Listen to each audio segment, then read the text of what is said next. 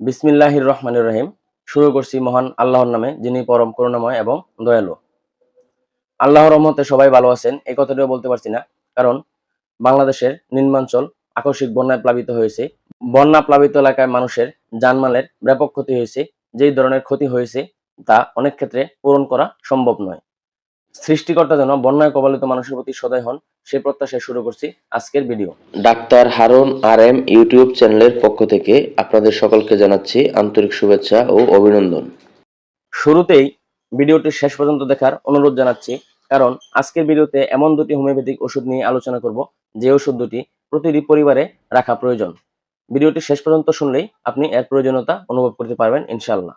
বাসি পচা খাবার খেয়ে বা বন্যায় প্লাবিত এলাকায় বিশুদ্ধ খাবার পানির অভাবে অথবা বছরের যে কোনো সময় হঠাৎ করে যদি কেউ পানিবাহিত রোগ যেমন পাতলা পায়খানা, ডায়রিয়া, আমাশয়, ম্যালেরিয়া, টাইফয়েডের মতো রোগে আক্রান্ত হয় বা ঠান্ডা, কাশি, হাঁচির মতো রোগ লক্ষণ দেখা দেয়, তাহলে মাত্র দুটি হোমিওপ্যাথিক ওষুধ সেবনে খুবই অল্প সময়ে অল্প খরচে রোগ লক্ষণগুলো সেরে যাবে ইনশাআল্লাহ।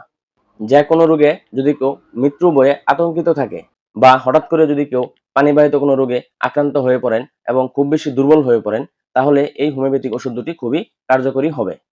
দীর্ঘদিন যাবৎ বন্যা প্লাবিত এলাকায় থেকে স্বেচ্ছাদী পরিবেশে থেকে যদি হাতে পায়ের আঙ্গুলের ফাঁকে এবং শরীরের বিভিন্ন জায়গায় ইরাপশন, র্যাশ বা চুলকানি দেখা দেয়, তাহলেও আলোচিত ওষুধ দুটি খুবই কার্যকরী হবে ইনশাআল্লাহ।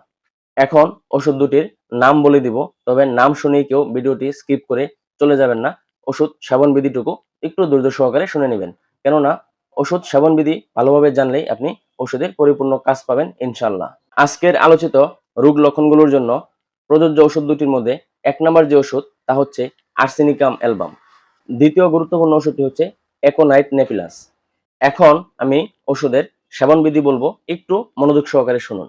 ওষুধ দুটি যদি হঠাৎ আক্রমণ করা যে কোনো রোগ, পাতলা পায়খানা, আমাশয় বা পানিবাহিত যে কোনো রোগের জন্য সেবন করেন, তাহলে প্রাপ্ত বয়স্ক ব্যক্তিদের ক্ষেত্রে উক্ত ওষুধ দুটি মানে আর্সেনিক অ্যালবাম বা অ্যাকোনাইট নেপিলাস ওষুধ দুটি ৩০ বা ২০০ শক্তির ওষুধ ৫ থেকে ৬ ফোঁটা ওষুধ আধা কাপ পানি সহ ২ থেকে ৩ ঘন্টা অন্তর অন্তর পর্যায়ক্রমে সেবন করতে হবে। মানে একটা সেবন করার ২ ঘন্টা পর অন্যটি সেবন করতে হবে, এইভাবে। আর একই রোগের ক্ষেত্রে যদি অপ্রাপ্ত বয়স্ক বা বাচ্চাদের জন্য ওষুধটি প্রয়োজন হয়, তাহলেও ওষুধটি ২ থেকে ৩ ফোঁটা ওষুধ অল্প পানি সহ ২-৩ ঘন্টা অন্তর অন্তর পর্যায়ক্রমে সেবন করাতে হবে। তবে আলোচিত ওষুধ দুটি যদি কোনো রকম চুলকানি, হাতে পায়ের আঙ্গুলের ফাঁকে ঘা বা অ্যালার্জিজনিত সমস্যার জন্য সেবন করা প্রয়োজন হয়, তাহলে দিনে ২ বেলা সেবন করতে হবে। সেই ক্ষেত্রে ৩০ বা ২০০ শক্তির ওষুধ প্রাপ্ত বয়স্ক ব্যক্তিদের জন্য ৫ থেকে ৬ ফোঁটা ওষুধ অল্প পানি সহ খাবারের আগে আর্সেনিকাম অ্যালবাম এবং খাবারের পর অ্যাকোনাইট নেপিলাস ওষুধটি সেবন করতে হবে। একই ধরনের রোগের জন্য মানে অ্যালার্জিক রিঅ্যাকশনের জন্য, চুলকানির জন্য যদি বাচ্চাদের জন্য ওষুধটি প্রয়োজন হয়, তাহলে ২ থেকে ৩ ফোঁটা ওষুধ অল্প পানি সহ দিনে ২ বেলা বা ৩ বেলা দেওয়া যেতে পারে। সেই ক্ষেত্রে আর্সেনিক অ্যালবাম ওষুধটি আহারের আগে এবং অ্যাকোনাইট নেবুলাস ওষুধটি আহারের পরে সেবন করাতে হবে। অবশ্যই ওষুধ দুটি পানি সহ সেবন করবেন। তবে যদি এর কোনো ব্যতিক্রম সিম্পটম দেখা দেয়, তাহলে অবশ্যই ডাক্তারের সাথে পরামর্শ করে ওষুধ সেবন করবেন। আজকের আলোচনা বিষয়ে যদি কারো কোনো প্রশ্ন থেকে থাকে, তাহলে অবশ্যই কমেন্টে জানাবেন। আর নতুন কোনো রোগ লক্ষণ নিয়ে যদি প্রশ্ন থাকে বা আলোচনার প্রয়োজন থাকে, তাহলে কমেন্টে জানাতে পারেন। আপনাদের চাহিদা অনুযায়ী আমি পরবর্তী ভিডিও দেওয়ার চেষ্টা করব ইনশাআল্লাহ।